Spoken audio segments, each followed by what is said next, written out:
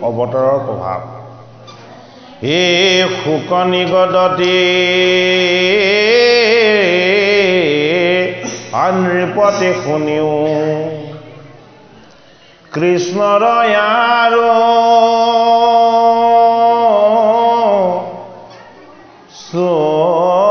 চৰিত্ৰ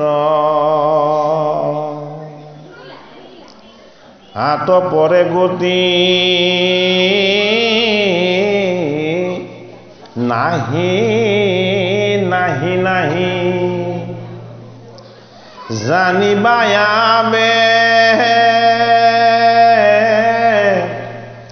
কলিত এ কলিৰ চেষ্টা নষ্ট ভৈল লোক অদেখিয়া গৰু ৰকেতু এই কুলিৰ অন্তত হইব অৱতাৰ এই ধৰ্মক ৰক্ষা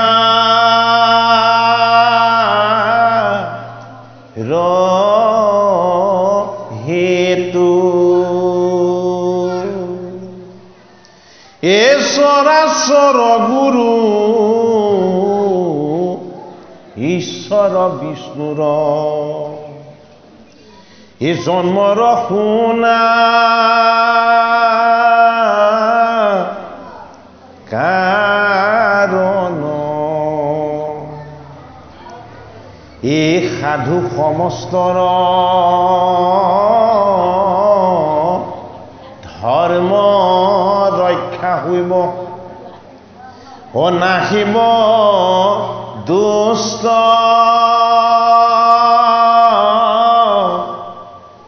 দুৰ্জন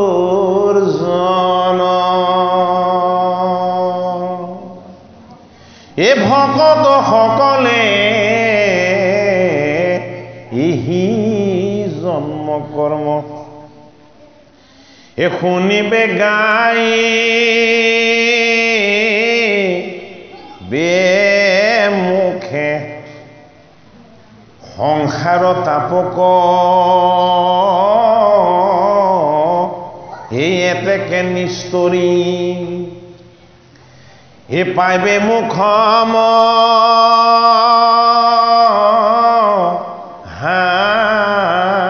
সুখে পৃথিৱী মণ্ডলে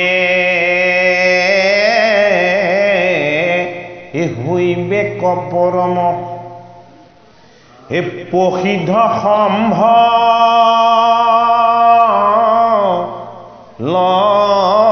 গ্ৰাম ও সেই গ্ৰামেশ্বৰ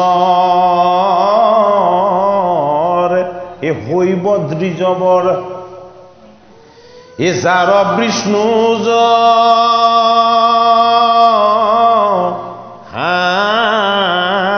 নাম এ বেদত শাস্ত্ৰত সবাতে পাৰ্গত অনিৰিবে নীতি আচাৰ পৰম ভকত ই তাহান গৃহত ই শুইবা কল্কীয় বতাৰ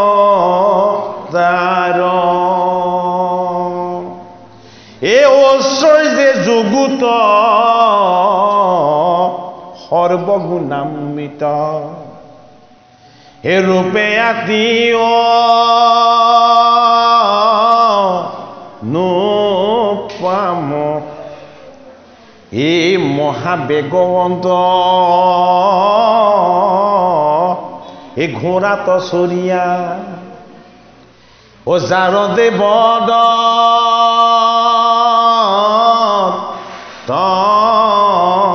নাম এ আতি তীক্ষ্ণতৰ এ খান্দা কৰে ধৰি এ কৰিমা হায়া ৰসপতি এ ঘুতকত উঠি এ বেগে দিয়া চুটি এ ফুৰিবা ভূমি পৰজ্যোতি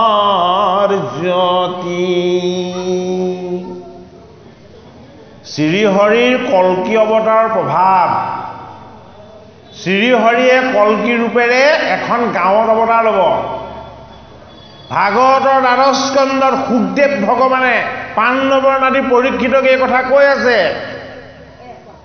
যে কলিৰ অন্তত কি হ'ব কল্কি অৱতাৰ হ'ব এই কল্কি অৱতাৰত জগতৰ হৰিয়ে এক নতুন অৱতাৰ ল'ব এই অৱতাৰৰ তত্ত্বটো হে পৰীক্ষিত তুমি বুজি লোৱা পৰীক্ষিত মানে কি শুদ্ধ জীৱ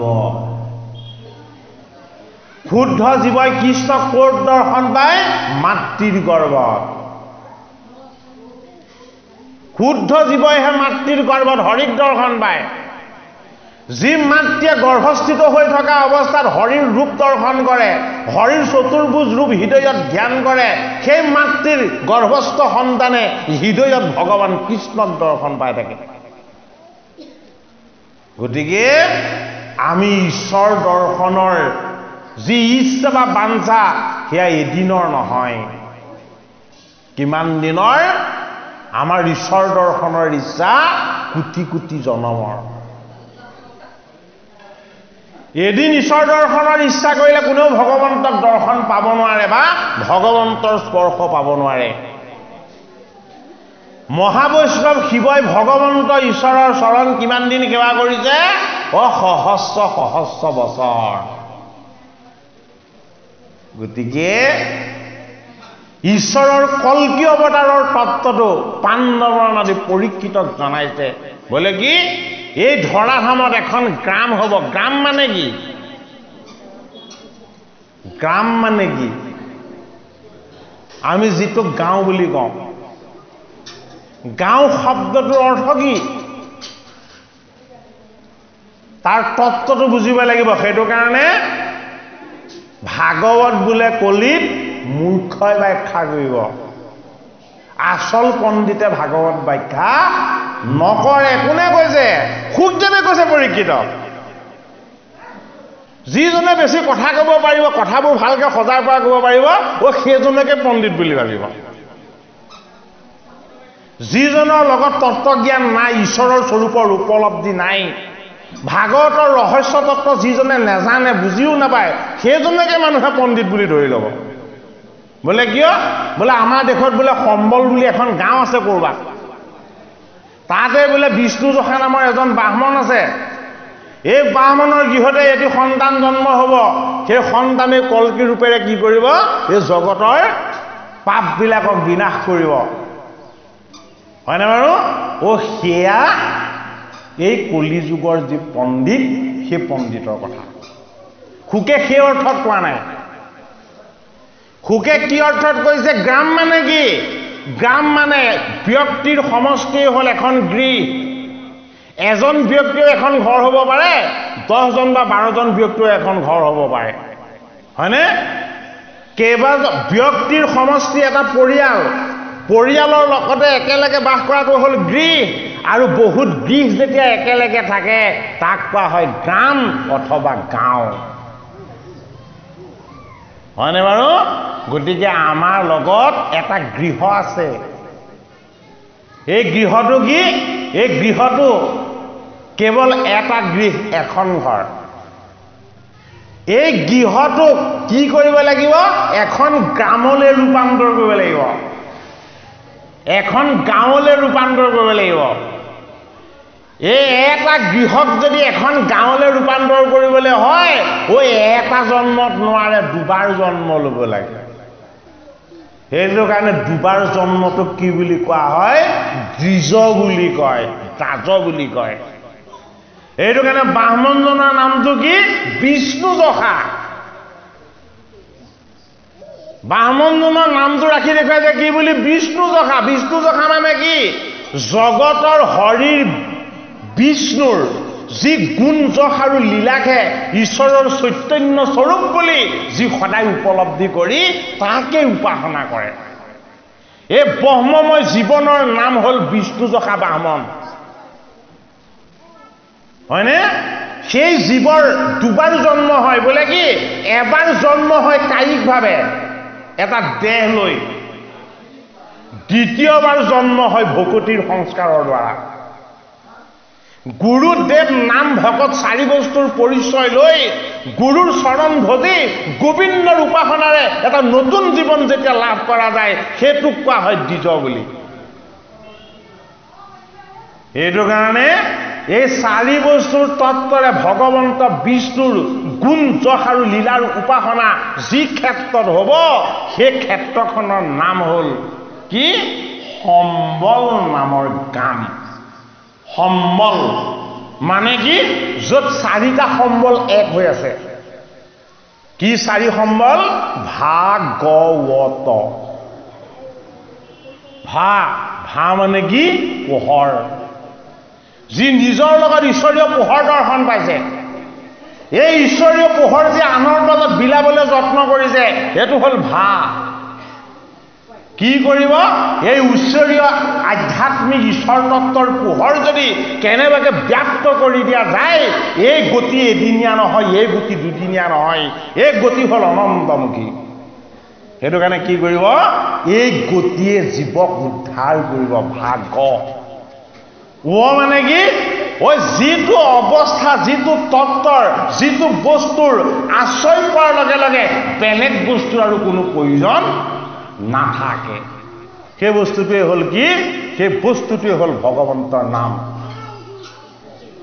ভগৱন্তৰ নামৰ সমান শক্তিমন্ত পুণ্যৱান আৰু পাপ হৰণকাৰী বস্তুৱে জগতত একো নাই গতিকে তিনিটা বস্তু প্ৰথমটো হ'ল গুৰু গুৰুৰ যেতিয়ালৈকে চৰণ নাপাব তেতিয়ালৈকে ঈশ্বৰক নাপাব তাৰ প্ৰমাণ পাণ্ডৱৰ নাতি পৰীক্ষিতে ঋষিসকলক প্ৰশ্ন সুধিলে বিভিন্ন উত্তৰ পালে কিন্তু আশ্বস্ত হ'ব নোৱাৰিলে তেওঁলোকক গুৰু বৰণ কৰিব নোৱাৰিলে কিয় তেওঁলোকে ঈশ্বৰ দৰ্শন কৰাই দিব পৰা নাছিলে পৰীক্ষিতক কৃষ্ণ দৰ্শন কোনে কৰাই দিলে শুকদেৱ ভগৱানে কৰাই দিলে সেইটো কাৰণে গুৰু যেতিয়ালৈকে গুৰুৰ চৰণ পোৱা নাযাব তেতিয়ালৈকে ভগৱান কৃষ্ণৰ উপলব্ধি বা কৃষ্ণৰ চৰণ পোৱা নাযাব এই গুৰুক যেতিয়া লগ পোৱা যাব গুৰুৰ যেতিয়া কৃপাৰ প্ৰসাদ লাভ কৰিব পৰা যাব গুৰুৰ কৃপাত কি লাভ হ'ব গুৰুৰ কৃপাত লাভ হ'ব দেৱৰ পৰিচয় দেৱ কোন দেৱ হ'ল দৈৱকী নন্দন কৃষ্ণ এই দৈৱকী নন্দন কৃষ্ণ কি এই দৈৱকী নন্দন কৃষ্ণ হ'ল দেৱ এই দৈৱকী নন্দন কৃষ্ণ কি গুণাতীত গুণৰ অতীত নিৰ্গুণ নিৰাকাৰ হয়নে যিজনৰ স্বৰূপক উপলব্ধি কৰিব পৰা যাব কিন্তু স্পৰ্শ কৰিব পৰা নাযাব যিজনক হৃদয়ত দৰ্শন কৰিব পৰা যাব বেলেগক দেখুৱাই দিব পৰা নাযাব সেইটো কাৰণে বেলেগেও পাব নিজেও পাব জগতেও পাব সমস্তই পাব বোলে কি যদি কৃষ্ণৰ নাম লোৱা যায় কৃষ্ণৰ নামটো কি গুৰুদেৱ দুই তত্ত্ব ত্যাগ কৰি যাক লাভ কৰা হৈছে সেয়া হ'ল কি কৃষ্ণ নাম এই কৃষ্ণৰ নামৰ শক্তি সামৰ্থ্য সদায় উপলব্ধি কৰি এই বিষ্ণুৰ যশ গুণ আৰু লীলাৰ তত্ত্বক এই জগতত যি সৰ্বদা দৰ্শন পাই থাকে ওই সেই তত্ত্বৰ নাম হ'ল বিষ্ণু জহা ক'ত দিছে ভাগৱতৰ দ্বাদশ স্কন্ধত দিছে একাদশ স্কন্ধলৈকে পৰীক্ষিতে ভাগৱতৰ একাদশটা স্কন্ধৰ কথা শ্ৰৱণ কৰি মনন কৰি হৃদয়ত উপলব্ধি কৰি ভাগৱতৰ ৰহস্য তত্ত্বৰ তেওঁ স্বৰূপ সম্পূৰ্ণ পাই গ'ল এতিয়া দ্বাদশ স্কন্ধত পৰীক্ষিতক কি লাগে দ্বাদশ স্কন্ধত পৰীক্ষিতক লাগে ভগৱান কৃষ্ণৰ পূৰ্ণ প্ৰাপ্তি ভগৱান কৃষ্ণ আৰু তেওঁ যাতে এক হৈ যাব পাৰে এই এক হোৱাৰ যিটো উপায় এই এক হোৱাৰ উপায়টোৱে দিছে কি শ্ৰীহৰিৰ কল্কি অৱতাৰৰ প্ৰভাৱ কথন এই সম্বল নামৰ গানখনেই হ'ল কি গুৰুদেৱ নাম ভগত চাৰি তত্ত্বৰ সমস্ত সম্ভাৰেৰে পৰিপূৰ্ণ হৈ আত্মাৰূপী ঈশ্বৰ আমাৰ লগতে আছে এই ঈশ্বৰক আমি আশ্ৰয় কৰি সম্বল কৰি আমাৰ জীৱনৰ সৰ্বস্ব কৰি ল'ব পৰাৰ যিটো ব্যৱস্থা এই গামখনৰ নামটো কি সম্বল গাম এই সম্বল গামত এজন ব্ৰাহ্মণ আছে ব্ৰাহ্মণ মানে কি যিজনৰ লগত ব্ৰহ্মময় ঈশ্বৰীয় তত্ত্ব থাকে সেইজন ব্ৰাহ্মণ এই ব্ৰহ্মময় ঈশ্বৰীয় যি তত্ত্ব এই ঈশ্বৰীয় তত্ত্বটো কি দ্বিজ মানে কি দুবাৰ জন্ম এবাৰ কায়িকভাৱে জন্ম এবাৰ শৰণ ভজনেৰে জন্ম সেইটো কাৰণে দুটা জন্ম শৰণ ভজন হোৱাৰ পাছত জীৱ শুদ্ধ হয় ঈশ্বৰৰ স্বৰূপ উপলব্ধি কৰিব পাৰে আৰু হৰিৰ সান্নিধ্য লাভ কৰে সেইটো কাৰণে কি হ'ব এই ব্ৰহ্মময় ব্ৰাহ্মণে কি কৰিব হাতত তীক্ষ্ণ অস্ত্ৰ ল'ব এই তীক্ষ্ণ অস্ত্ৰপাত কি অস্ত্ৰ এই তীক্ষ্ণ অস্ত্ৰপাতে হ'ল হৰি ভকতিৰ অস্ত্ৰ এই হৰি ভকতিৰ অস্ত্ৰ অবিহনে এই জগতৰ কাকো আপুনি কেতিয়াও ঈশ্বৰময় দৰ্শন কৰিব নোৱাৰিলে আপুনি জীৱনত কেতিয়াও ঈশ্বৰ প্ৰাপ্তি বা ঈশ্বৰ সুখৰ আনন্দ কেতিয়াও লাভ কৰিব নোৱাৰিব ভাগৱতৰ দ্বাদশ স্কন্ধত এই সম্বল নামৰ গাঁওখন আমি এই স্থানত থকা এখন গাঁও বুলি ভাবি ল'লে এইটো ভুল হ'ব সম্বল নামৰ গামখন কি হয় আমি যে জীৱ হৈ ঈশ্বৰৰ অংশ সেই তত্ত্ব ঈশ্বৰৰ অংশ জীৱৰ লগত ঈশ্বৰৰ স্বৰূপ উপলব্ধি কৰিব পৰাৰ যিটো ব্যৱস্থা, এই ব্যৱস্থাৰ দ্বাৰা বিষ্ণুৰ যশ গুণ আৰু লীলাৰ তত্ত্বক চৈতন্য স্বৰূপক উপলব্ধি কৰি এই জগতত প্ৰচাৰ প্ৰসাৰ আৰু তাৰ প্ৰকাশ কৰি দিব পৰাৰ যিটো ব্যৱস্থা, এয়া হ'ল কল্কি অৱতাৰ। কল্কি মানে কি? যন্ত্ৰপাতি, যুগৰ যিটো আটাইতকৈ উন্নত ব্যৱস্থা, এইটোক কোৱা হয় কল্কি। কল কব্জাৰ যুগ। আপুনি হয়নে নহয় তাৰ পৰিচয় আপোনাৰ মাক দেউতাকে দিব নালাগে। আধাৰ কাৰ্ড বনাই থোৱা আছে, ফিংগাৰ প্ৰিণ্টটো মাৰি দিলে আপুনি হয়নে নহয় তাৰ লগত মিলি যাব। এইটো কল্কি যুগ। DNA পৰীক্ষা কৰাৰ আৰু প্ৰয়োজন কোনো নাই। কিয় প্ৰয়োজন নাই? আপোনাৰ ফিংগাৰ প্ৰিণ্টৰ লগত আধাৰ কাৰ্ড লিংক কৰি থোৱা আছে। পিতৃ বা মাতৃৰ ফিংগাৰ প্ৰিণ্টৰ লগত সন্তানৰ ফিংগাৰ প্ৰিণ্ট লিংক কৰা আছে, হয়নে নহয়? গতিকে আপোনাৰ ফিংগাৰ প্ৰিণ্টটো ষ্টাম্পটো যদি তাৰ লগত টেলি কৰি দিয়া হয়, আপুনি কাৰ পিতেক কোনেও সুধিব নালাগে। বিদেশী অনুপ্ৰৱেশ কোনো কাৰণত হ'ব নোৱাৰিব। কি যুগ? কল্কি যুগ, কল কব্জাৰ যুগ। যিটো যুগত কেৱল সত্যটো শুদ্ধটো বাস্তৱকৈ যিটো কেৱল প্ৰকাশ হ'ব, অবাস্তৱ অলিভ বস্তুবিলাকক য'ত নস্যাৎ কৰি দিয়া হ'ব। ভাগৱতৰ দ্বাদশ স্কন্ধত সেইটো কাৰণে কি বুলি দিছে যে কল্কিৰ হাতত এটা তীক্ষ্ণ অস্ত্ৰ থাকিব। এই তীক্ষ্ণ অস্ত্ৰপাতেৰে কি কৰিব? জগতৰ যিমান অজ্ঞান অবিদ্যাবিলাক আছিলে এই অবিদ্যাবিলাকক বিনাশ কৰিব। ইজনে সিজনক ফাঁকি দি নাম কাটি সিজনক স্বাৰ্থ সিদ্ধি কৰা চিষ্টেম নাইকিয়া হৈ গ'ল, হয় নে নহয়? বেলেগৰ নামত বেলেগে ইণ্টাৰভিউ লৈ চাকৰি দিয়া চিষ্টেম এটা আছে জানো? এতিয়াই আহি গৈছে সেই ব্যৱস্থা। মেধাৰ ভিত্তিত নিযুক্তি পাব, পইচা দি কোনেও চাকৰি ল'ব নোৱাৰিব। যোগ্যতাৰ ভিত্তিত চাকৰি পোৱাৰ ব্যৱস্থা হৈ গৈছে। কিয়? এয়া কল্কি যুগ। ইয়াত কোনো ফাঁকি নচলিব। এই কল্কিৰূপী ঈশ্বৰ অৱতাৰৰ হাতত থকা এই তীক্ষ্ণ যিপাত অস্ত্ৰ, এই তীক্ষ্ণ অস্ত্ৰপাতে হ'ল জ্ঞান বিজ্ঞান আৰু তদং ৰহস্য। এই জ্ঞান বিজ্ঞান তদং ৰহস্যৰ অস্ত্ৰপাতেৰে সৈতে আচল সত্য শুদ্ধ যিটো ব্যৱস্থা, এই ব্যৱস্থাটো প্ৰত্যেকে উপলব্ধি কৰিব পাৰিব। ভাগৱতৰ দ্বাদশ স্কন্ধত কল্কি অৱতাৰৰ তত্ত্ব কথা কোৱা হৈছিল। যে কল্কি অৱতাৰ মানে কি? ৰহস্যক ভেদ কৰিব পৰা যিটো শক্তি, ৰহস্যক ভেদ কৰিব পৰা যিটো সামৰ্থ্য। ৰহস্যক কোনে জানে? ৰহস্যক জানে কেৱল গুৰুৱে, ৰহস্যক জানে কেৱল গোবিন্দই। গুৰু আৰু গোবিন্দৰ কৃপাৰ প্ৰসাদ লাভ কৰিলেহে ৰহস্যক ভেদ কৰিব পৰা যাব।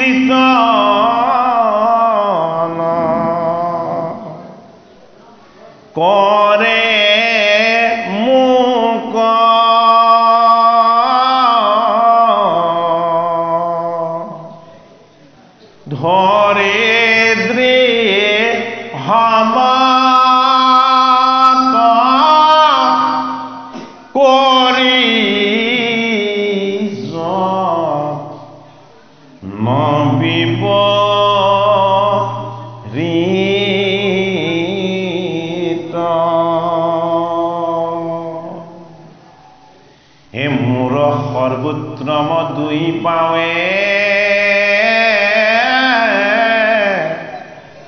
কৰে নমস্কাৰ ভক্তি ভাবে তাৰ মৰয়ে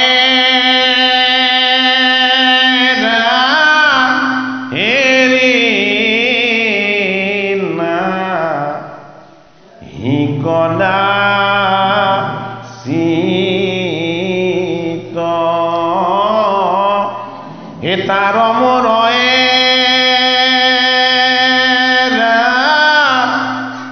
ৰে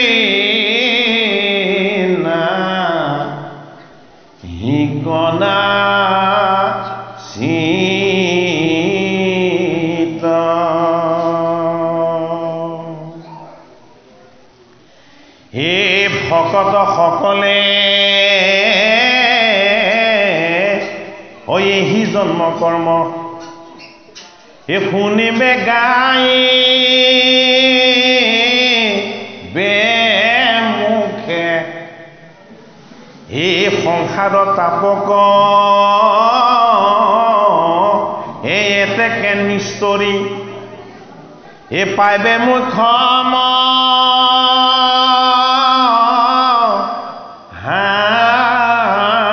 সুখে পৃথিৱী মণ্ডলে হুইবে কপৰম প্ৰসিদ্ধ সম্ভ লগাম সেহি কামেশ্বৰ হৈব দ্বিজবৰ যাৰ বিষ্ণু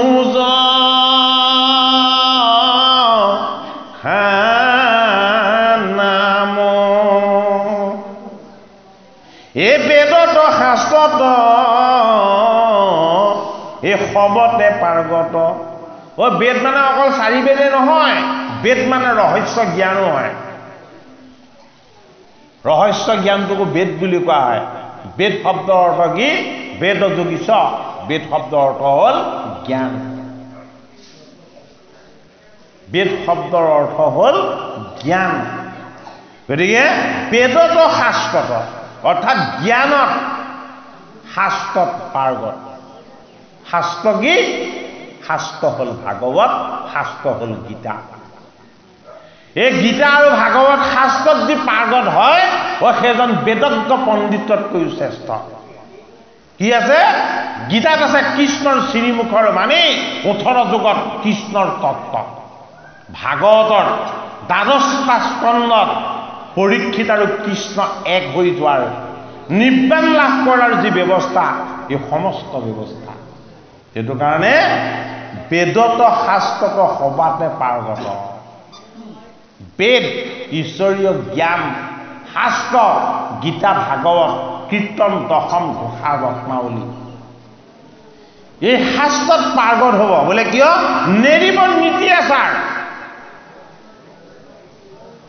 শাস্ত্ৰৰ নীতিটো কি বোলে তুমি এতিয়া কলি যুগত পূজা পাতল বলি বিধান যাগ যজ্ঞ এইবোৰ কৰিব নালাগে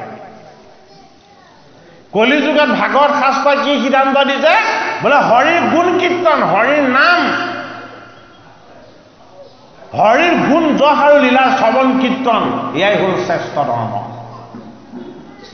ইয়াতকৈ শ্ৰেষ্ঠ ধৰ্ম কলি যুগত একো নাই শাস্ত্ৰৰ যি সিদ্ধান্ত মানি চলিব কিয় বিষ্ণু যশা মানে বিষ্ণুৰ যশ আৰু গুণক য'ত চৈতন্য ৰূপত প্ৰকাশ কৰা হ'ব পৰম ভকত তাহানে কিহত হৰিৰ গুণ কীৰ্তন কৰি হৰিৰ স্বৰূপক উপলব্ধি কৰি হৰি বিমুখ অজ্ঞান অন্ধকাৰবিলাকক দূৰ কৰি দিয়া সেইখন গৃহত কি হ'ব পৰম ভকত তাহানে গৃহত হুইবে কল্কি অৱতাৰ সেইখন গৃহতেই কল্কি অৱতাৰ হ'ব কল্কি কি কল্কি হ'ল জ্ঞান বিজ্ঞান তদং ৰহস্যক ভেদ কৰিব পৰা শক্তি আৰু সামৰ্থ্য এয়া হ'ল কল্কি অৱতাৰ জীৱনৰ জড়তা অজ্ঞান আৰু অবিদ্যা পৰম্পৰা বুলি বেদৰ বিহিত কৰ্মবিলাক শাস্ত্ৰই যিবিলাকক অনুমতি দিয়া নাই তেনেকুৱা কৰ্মবিলাক কৰি থোৱাৰ যিবিলাক পৰম্পৰা আছিলে সেইবিলাক এতিয়া নাইকিয়া হৈছেনে নাই আপোনালোকে নিজে দেখিছে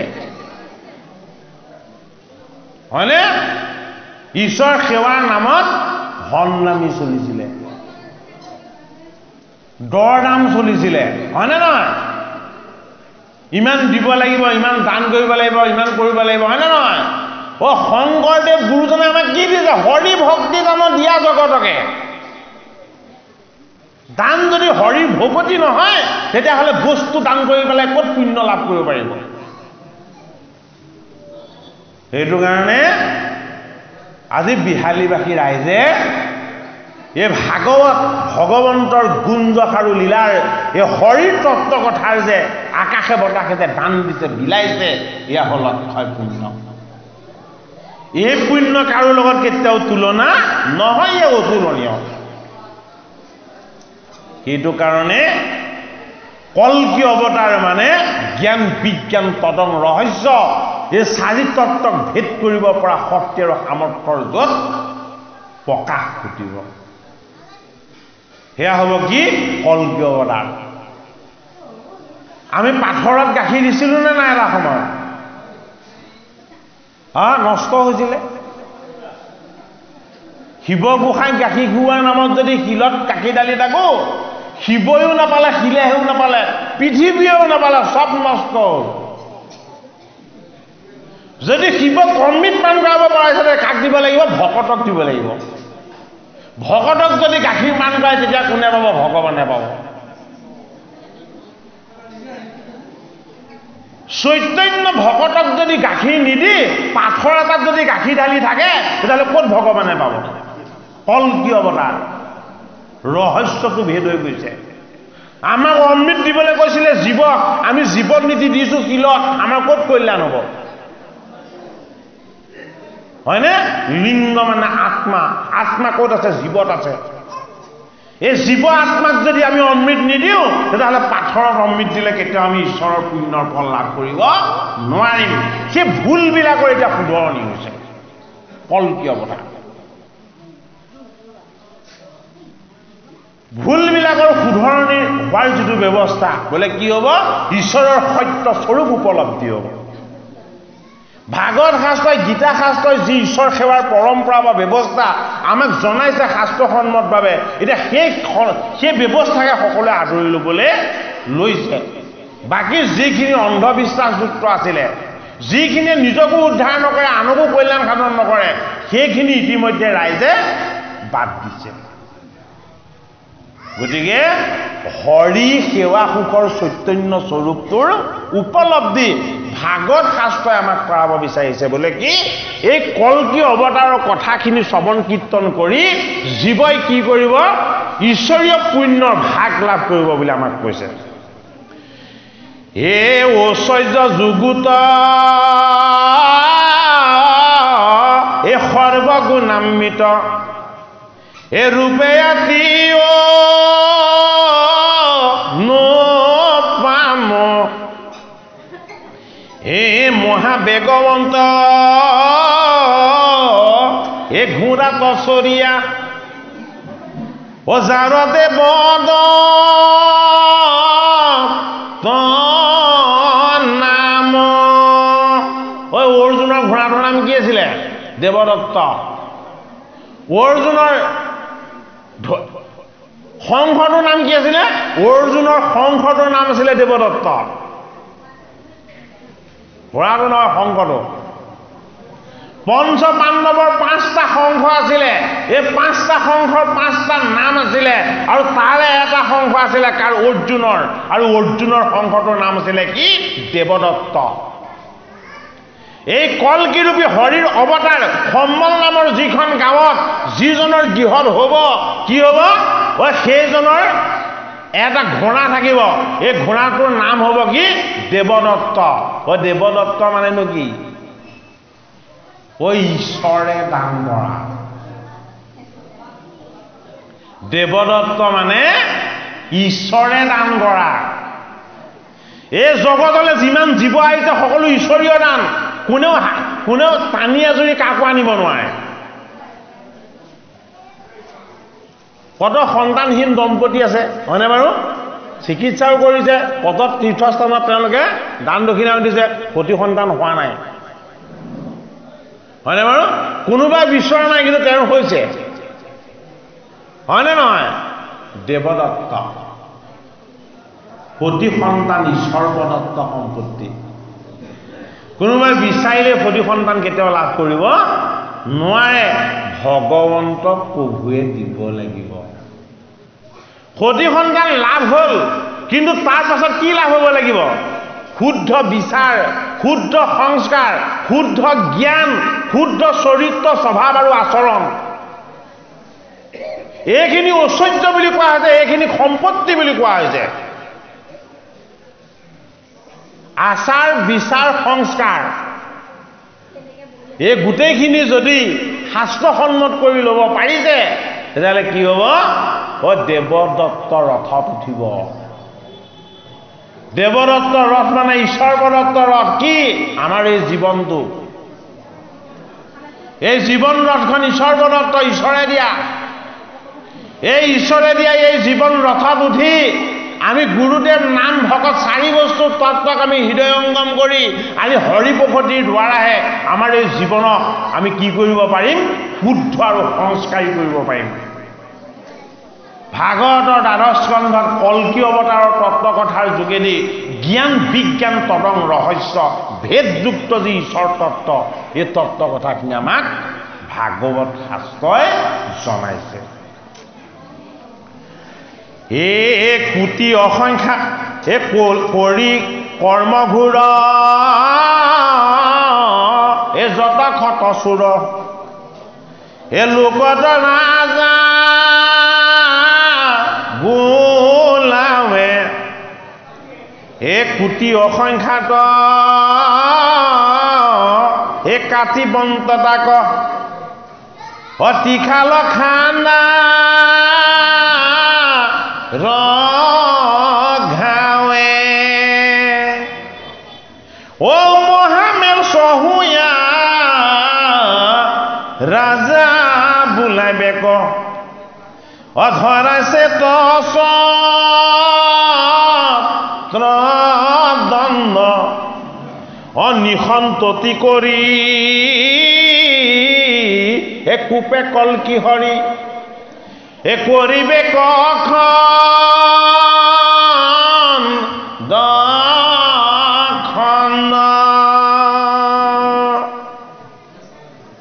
হৰিৰ কল্কি অৱতাৰৰ স্বৰূপটো কি? ৰহস্য। এই ৰহস্যক যি জানে তাৰ লগত কি নাথাকে? অজ্ঞান আৰু অবিদ্যা নাথাকে। সত্যটোক শুদ্ধটোক ঈশ্বৰ তত্ত্বটোক জনাৰ পাছত স্বাৰ্থপৰ স্বভাৱটো নাথাকে। সেইটো কাৰণে ভাতৃসকলক বেজীৰ আগত অহা মাটিকণ দিবলৈও ৰাজি নোহোৱা এই দুৰ্যোধনৰ পৰা যদি কৰ্ণই এখন ৰাজ্য লয় তাৰ ব্যৱস্থাটো কি হয় চাই লওক। ধৰ্মপুত্ৰ যুধিষ্ঠিৰ পাণ্ডৱক দুৰ্যোধনে বেজীৰ আগত অহা মাটিকণো দিব নোৱাৰে, হয়নে বাৰু? কিন্তু কৰ্ণক কি দিছে? অংগৰাজ্যখন দি দিছে। অংগৰাজ্য কৰ্ণই ল'ব লাগিছিল জানো? নেলাগিছিল। যে তুমি ভাতৃক যদি 5খন গাঁও দিব নোৱাৰা তেতিয়াহ'লে মই অংগৰাজ্য কিয় ল'ম? লাগিছিলে নাই তেনেকে ক'ব? ৰহস্যটো ভেদ নহ'ল কাৰ? কৰ্ণৰ। ৰহস্যটো জানে কোনে? অৰ্জুনে। ৰহস্যটো জানে অৰ্জুনে, সেইটো কাৰণে যুদ্ধত জয় হৈ গ'ল, কৃষ্ণ প্ৰাপ্তি হৈ গ'ল। ৰহস্যটোক নেজানিছিলে কোনে? কৰ্ণই। এইটো কাৰণে অনুগ্ৰহৰ অংগৰাজ্য কৰ্ণই যদিও লয়, যুদ্ধৰ অবিহনে শক্তি সামৰ্থ্য অবিহনে পাণ্ডৱে তেওঁলোকৰ ভাতৃৰ পৰাও একো বস্তু কেতিয়াও নলয়। এইটো কাৰণে ভাগৱতৰ 12 স্কন্ধত হৰিৰ কল্কি অৱতাৰৰ প্ৰভাৱৰ বিষয়ে আমাক জনাইছে। মহামেলছ হোৱা ৰজা বোলাইবে ক ধৰাই চেতসত্ব দণ্ড নিসন্ততি কৰি কোপে কল্কি হৰি পৰিবেক খণ্ড খণ্ড। যিসকলে চল চাতুৰ্যতা আৰু স্বাৰ্থপৰ বুদ্ধিৰ দ্বাৰা প্ৰতিষ্ঠা লাভ কৰি আছিলে সেই সকলো বধ হৈ যাব। কাৰ ওচৰত? কল্কিৰ ওচৰত। কল্কি কি? কল্কি হ'ল ৰহস্য। যে তুমি কি কৌশল কৰি আনক ঠগগামী আৰু ভণ্ডামী কৰি তুমি ইমান ওপৰত উঠিছিলা, এই ৰাস্তাটো আমি দেখিলোঁ। সেইটো কাৰণে কি কৰিলে? ৰাস্তাটোকে কাটি দিলে, জখলাবিলাককে কাটি দিলে, হয়নে নহয়? সেইটো কাৰণে জিৰ' বেলেঞ্চ একাউণ্ট খুলি দিলে। হাতত যাতে কোনেও পইচা চুৰ কৰি ৰাখিব নোৱাৰে। হয়নে যি ৰাখিব লাগে বেংকতে ৰাখিব লাগিব এই কল্কি অৱতাৰৰ ব্যৱস্থাটো আমি বাস্তৱ ঈশ্বৰ দৃষ্টিৰ যোগেদিও আমি দেখা পাব লাগিব কিপালো বাগজনাক আমি সুধিছো অনুষ্ঠান সামৰিবৰ সময় হৈছে নেকি হা আৰু অকণ পাৰি আঢ়ৈটা হৈ গ'ল 35 হৈ গ'ল হা আৰু 20 মিনিটমান কৰি সামৰি দিম ন ঠিক আছে এ যত দুষ্টদণ্ড যতে কপাসন এ লোকক কৰে কুধ্বংস বিচাৰি বিচাৰি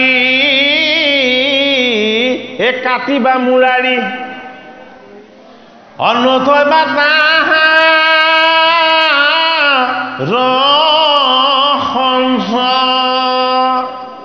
যিবিলাক ধুৰন্ধৰ আছিলে যিবিলাক ভণ্ড আছিলে যোগ্যতা নাই কিন্তু অযোগ্য আসনত বহিবলৈ বিচাৰে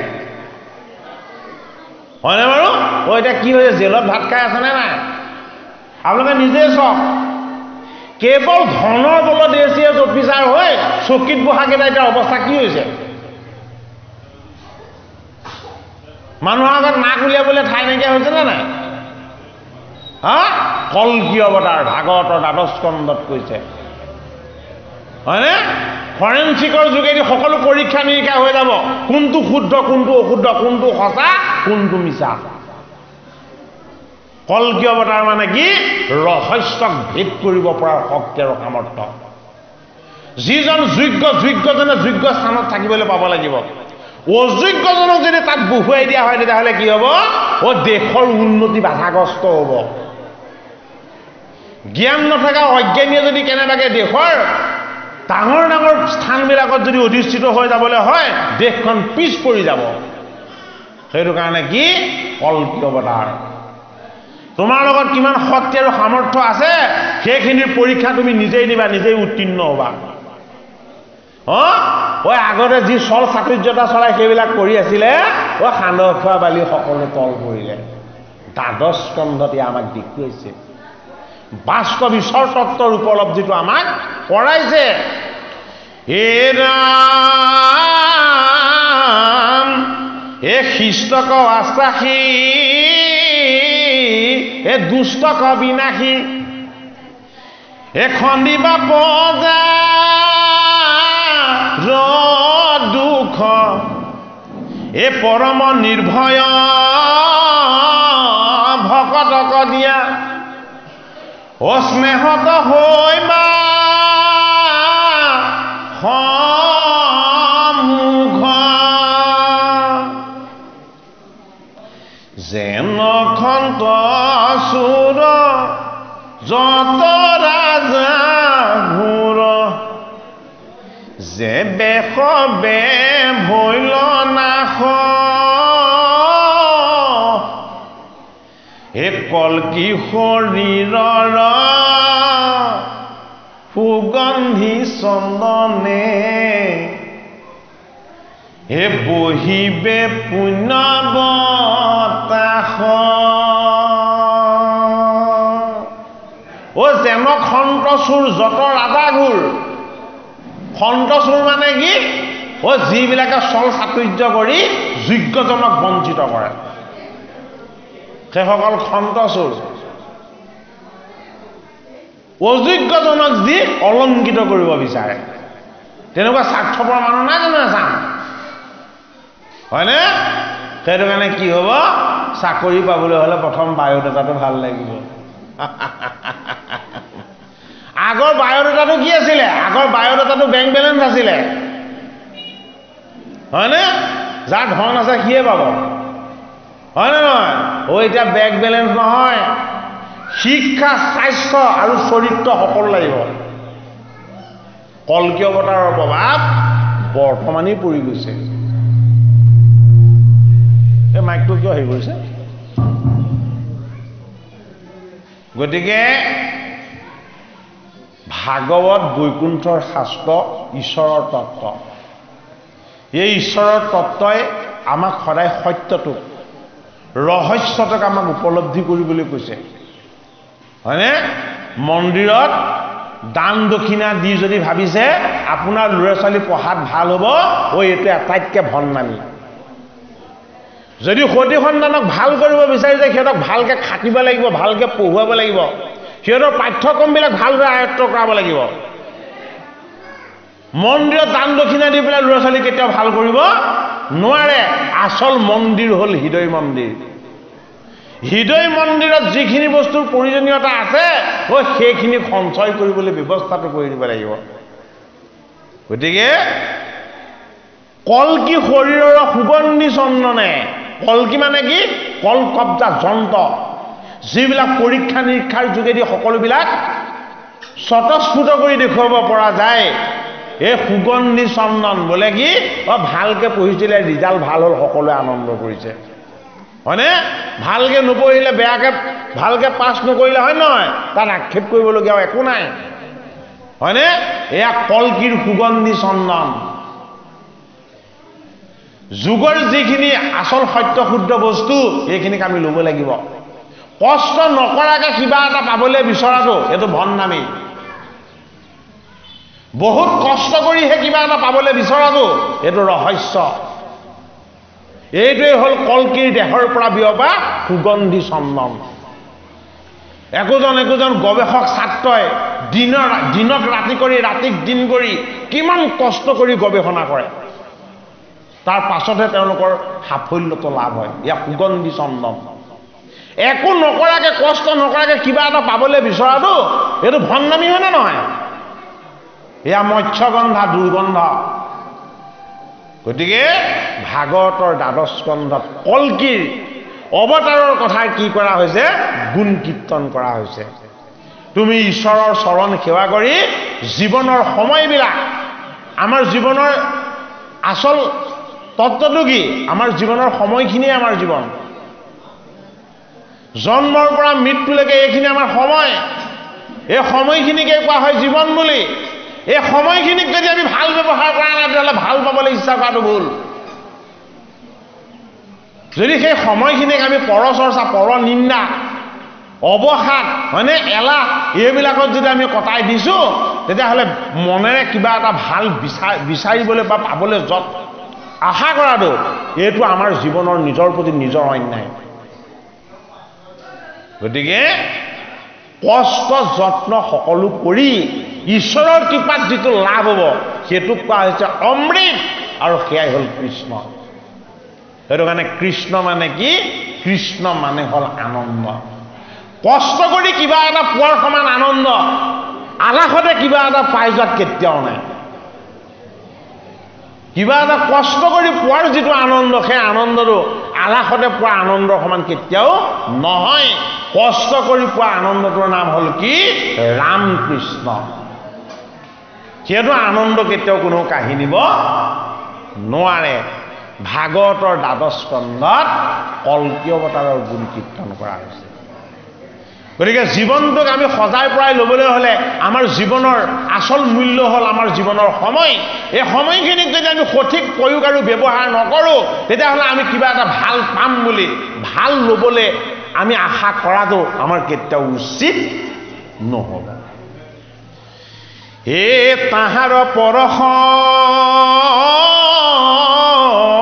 পায়া প্ৰজা হ'ব এ হুমেগ নিৰ্মল মন এ বাসুদেৱ মূৰ্তি এ হুইবে হৃদি স্থিতি অচিন্তিবে তান চৰণ হে আউৰ ধৰ্মক এ মনতো নলৱে এ কৰিবে পুণ্য সদায় এ তাত হন্তে যত হে উপজীৱে প্ৰজা এ সবে হুইবে লকায় বল বীর্য যত এ অনেক উচিষ্ট এ পরম পুণ্য শরীর ও এহি মতে হৰি এ পাখণ্ড সংহৰি এ কৰিবা পৃথিৱীৰ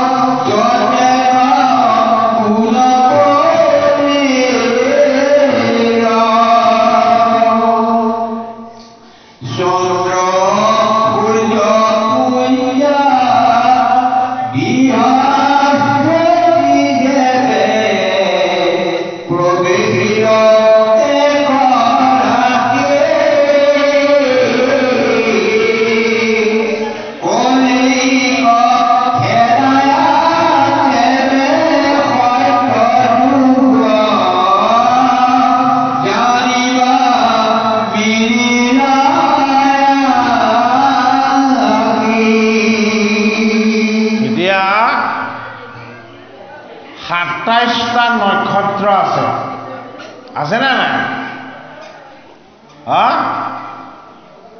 দক্ষ কন্যা ২৭ গৰাকীক চন্দ্ৰলৈ বিবাহ দিয়া হৈছিলে হয়নে নহয় তাৰে এগৰাকীক বেছিকৈ মৰম কৰে বাকীসকলক ইমান আদৰ নকৰে কোনে চন্দ্ৰই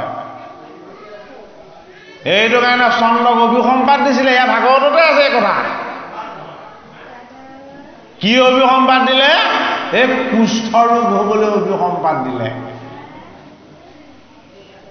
আৰু চন্দ্ৰই সেই অভিসম্পাতৰ পৰা কেনেকৈ মুক্ত হ'ল প্ৰভাসত স্নান কৰি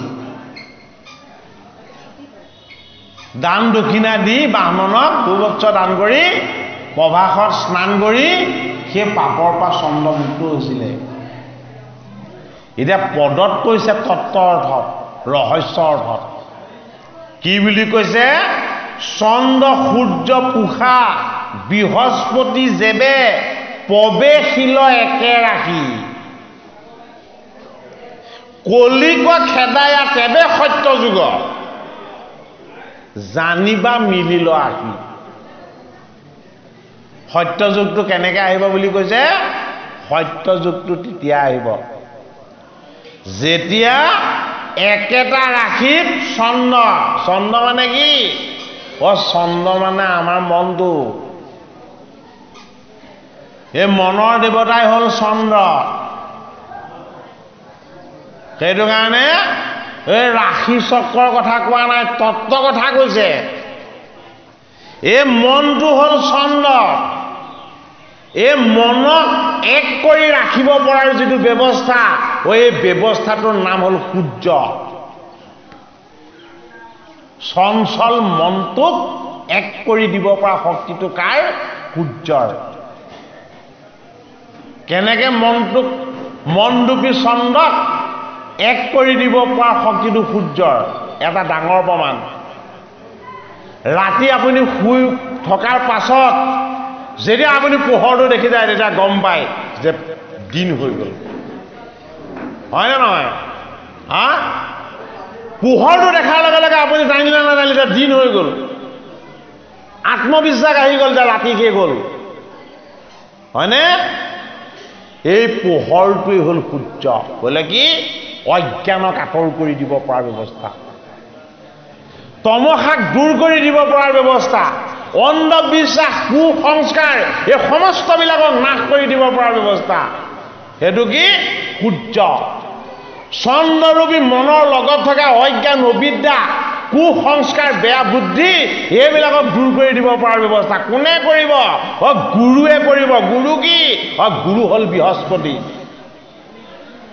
বৃহৎ মানে বাক্য পতি মানে স্বামী যাৰ বাক্য বচন শুদ্ধ সেইজনৰ লগতে ঈশ্বৰ তত্ত্ব ভাগ আছে যি কেতিয়াও বাক্যত অহংকাৰ প্ৰকাশ নকৰে যি বাক্যত সদায় ভগৱন্তৰ ভগৱতীৰ তত্ত্ব প্ৰকাশ কৰে যাৰ বাক্য নম্ৰ কোমল ভদ্ৰ আৰু ধৈৰ্যশীল কাৰ কৃপাত হয় গুৰুৰ কৃপাত হয় এইটো কাৰণে বৃহস্পতি চন্দ্ৰ পুষা সূৰ্য আৰু বৃহস্পতি কি অৰ্থ কায় বাক্য মন এই তিনিটা বস্তু এক হৈ কৃষ্ণ বস্তু সাক্ষাৎ হ'ব লাগিব তেতিয়া কি হ'ব বুলি কৈছে এই কলি মানে পাপ কলি মানে বেয়া বুদ্ধি কলি মানে খল বুদ্ধি দুষ্ট চিন্তা হয়নে এই পাপবিলাকৰ পৰা মুক্ত হৈ যাব পৰাৰ যিটো উপায় সেই উপায়টোৱে হ'ল সত্যৰ স্বৰূপ উপলব্ধি এই সত্যৰ স্বৰূপ কেনেকৈ উপলব্ধি হ'ব ভগৱান কৃষ্ণৰ চৰণত শৰণ ভজন আৰু তেওঁৰ চৰণৰ আশীৰ্বাদৰ ভাগ ল'ব পৰাৰ যিটো ব্যৱস্থা সেইটো কাৰণে হাতেৰে কাম নকৰাকৈ ভগৱানৰ নাম লৈ যদি কোনোবাই পুণ্য কৰিছোঁ বুলি ভাবিছে এয়া কিন্তু নহয় দুখন হাত দিছে উপযুক্ত কৰ্ম কৰিবৰ কাৰণে অৰ্জুনক কৃষ্ণই গীতা কৈছে কিন্তু গীতা কওঁতে প্ৰত্যেকবাৰে কৈছে হে সখা তুমি উঠা আৰু তুমি গাণ্ডীপ ধাৰণ কৰা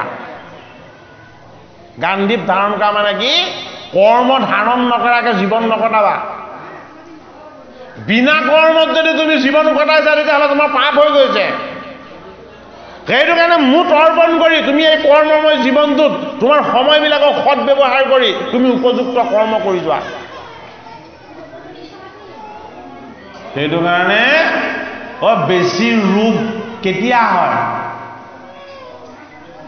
বহুত মানুহে আমি কোৱা শুনিছোঁ বোলে হাতত ধন নাছিল ধান নাছিল অভাৱ আছিল অনাটন আছিল তেতিয়া ৰোগ ব্যাধি একো নাছিল যেতিয়াই অভাৱ অনাটন সকলো দূৰ হ'ল তেতিয়া ৰোগ ব্যাধিবিলাকে আহি বেৰি ধৰিলেহি শুনিছোঁ নে নাই বাৰু কোৱা শুনিছোঁ হয়নে যেতিয়া অভাৱ অনাটন আছিল তেতিয়া দেহাটোক বৰ মৰম কৰা নাছিলে যেতিয়া অভাৱ অনাটন দূৰ হৈ গ'ল দেহাটোক বেছিকৈ মৰম কৰিবলৈ ল'লে ৰ'দলৈ উলিয়াবলৈ টান পোৱা হ'ল বৰষুণত তিয়াবলৈ বেয়া পোৱা হ'ল হয়নে নহয় তাক এচি ৰুমত ৰাখোঁতে ব্ৰইলাৰ মুৰ্গীৰ নিচিনা হ'ল অকণমানতে অচেতন হৈ মূৰ্ছা যায়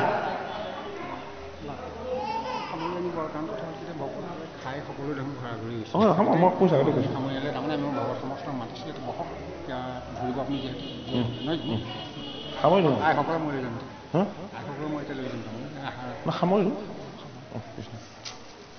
গতিকে চন্দ্ৰ ৰূপেৰে আমাৰ মন সূৰ্য ৰূপেৰে আমাৰ আত্মা বৃহস্পতি ৰূপেৰে আমাৰ বুদ্ধি এই সকলোবিলাক এক স্থানত প্ৰৱেশ হ'ব লাগিব এক স্থানটো কি তুমিয়েই কৃপাময় হৰি কৰোণাময় কৃষ্ণ এই জগতক তুমি নিয়ন্ত্ৰণ কৰোঁতা এই জগতখনক তুমি যিদৰে চলাই আছা এই জগতৰ মাজতে ময়ো এটি জীৱ মোকো তুমিয়ে চলাই আছা এই এক বুদ্ধি এইটো কাৰণে আচল সত্যৰ উপলব্ধিটো বাস্তৱভাৱে আমি কৰিব লাগিব কৰ্ম নকৰাকৈ কষ্ট নকৰাকৈ আমি যদি সুখ আশা কৰিছোঁ তেতিয়াহ'লে আকাশত চাং পতাৰ নিচিনা কথা গীতা ভাগৱতে আমাক কেনে সুখ কামনা কৰিবলৈ কেতিয়াও কোৱা নাই সেইটো কাৰণে হেৰা সখা ধনঞ্জয় তুমি গাণ্ডীপ ধাৰণ কৰা আৰু যুদ্ধত পবিত্ৰ হোৱা এই কান্দি কান্দি পৃথিৱী ফালি আৰম্ভ হোৱা এই জীৱনটোক মৃত্যুৰ সময়লৈকে আমি কি কৰিব লাগিব সৎ কৰ্মত সদায় নিয়োজিত কৰি ৰাখিব লাগিব যদি সৎ কৰ্মতে জীৱনক আমি নিয়োজিত কৰি নেৰাখো এই সম্বল নামৰ যিখন গাঁৱৰ কথা হৈছে এইখন সম্বল নামৰ গাঁও নহ'ব এইখন কি হ'ব এইখন একো সম্বল নথকা গাঁও হ'ব সম্বল শূন্য গাঁও হ'ব সেইটো কাৰণে সম্বল নামৰ গামত বিষ্ণুজখা নামৰ বামনৰ গৃহত দেৱদত্ত নামৰ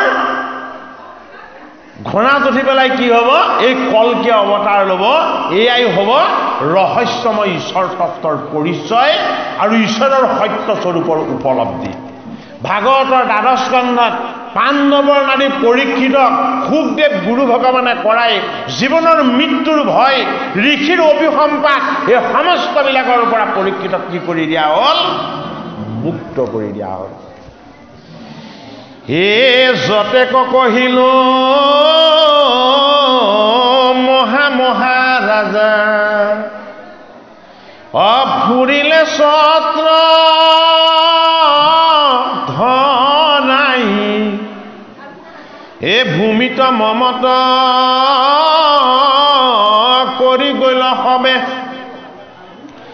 হে সতী সন্ততি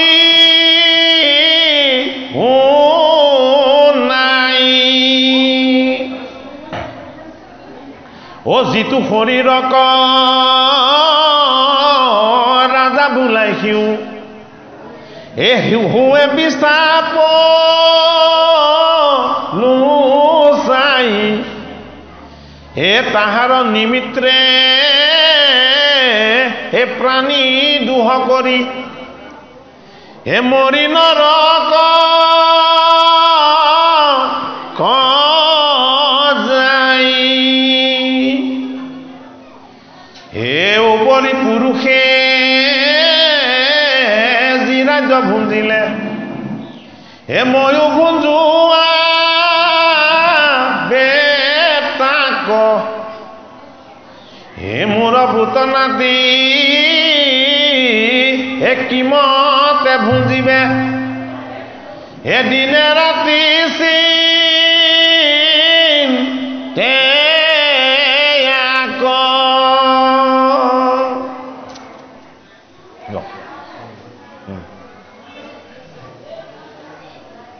মল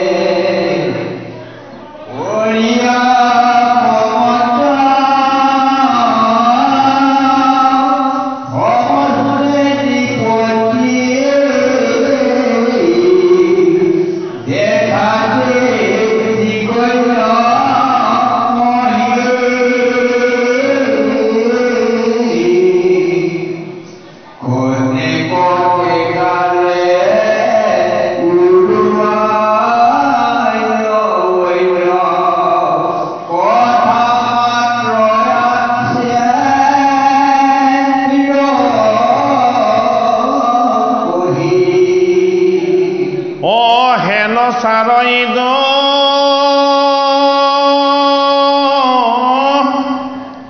জীবন লাগি অয়েরে বন্ধু লক্ষ্মীপতি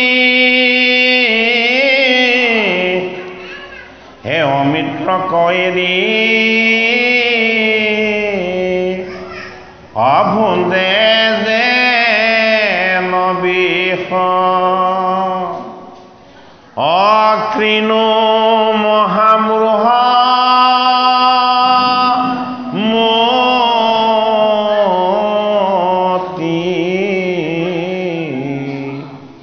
হরিনাম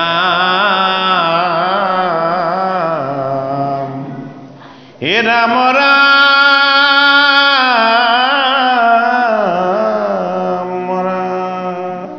হে কৃপালু গুৰুমূৰ্তি বাপ বান্ধৱ ভকত বৈষ্ণৱ আই সমস্ত সেৱকী বাপ সমস্ত অনুষ্ঠান ভাগৰ সামৰণিৰ কাৰণে আমাক সংকেত দিছে। আমি আপোনালোকৰ আজ্ঞা আৰু আশীৰ্বাদ লৈ আজি অনুষ্ঠান ভাগৰ শুভাৰম্ভ কৰিছিলোঁ। গতিকে আপোনাক ভকত বৈষ্ণৱৰ আমি আজ্ঞা আৰু আশীৰ্বাদ লৈ আমি পুনৰ আকৌ অনুষ্ঠান ভাগৰ সামৰণিৰ ফালে আমি যাব বিচাৰিছোঁ। ছবি কবিৰ অকণমান উপদেশ আছে, এইকণ পাঠ কৰি আমি দোহাৰিম। এ শুনি মোক সভাসদ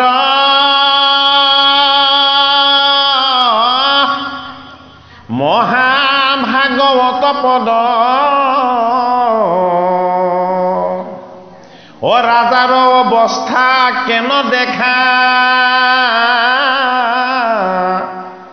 অযতে কনৃপতিগণ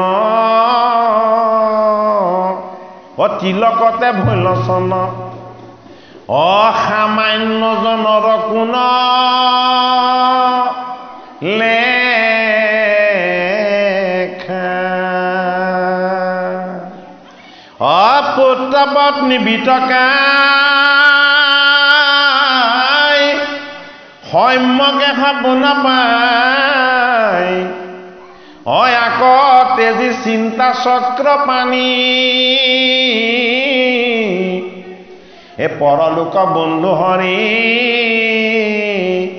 এ তাহাংকে সেৱনা দৰি এ মৰো আমি যত মৃহ প্ৰাণী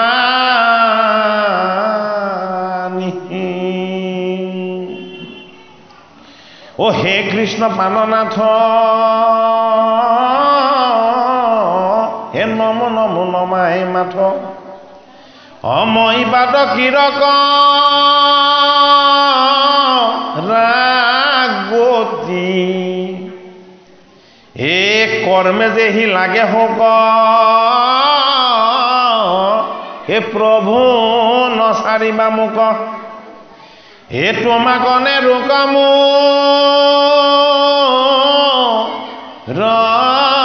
ৰমতি ঐ এহি কৃপা কৰা মোক এ সুখে দুখে মোৰ মুখে অনেৰো কত মাৰ গো নাম এ হৈ বহু ভিতৰ এ তেবে মই কীৰ্ত্ৰ নিৰন্তৰে বোলা ৰাম ৰাম নিৰন্তৰে বোলা ৰাম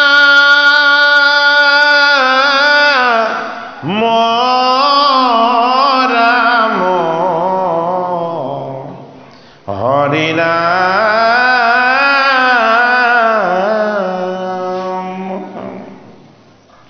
ঐ এহি কিবা কৰা মোক এ সুখে দুখে মোৰ মুখে এনেৰো কত মাৰ গো নাম এ হৈ বহু ভিতৰ তেবে মই গীত নিৰন্তৰে বোলা ৰাম ৰাম হৰি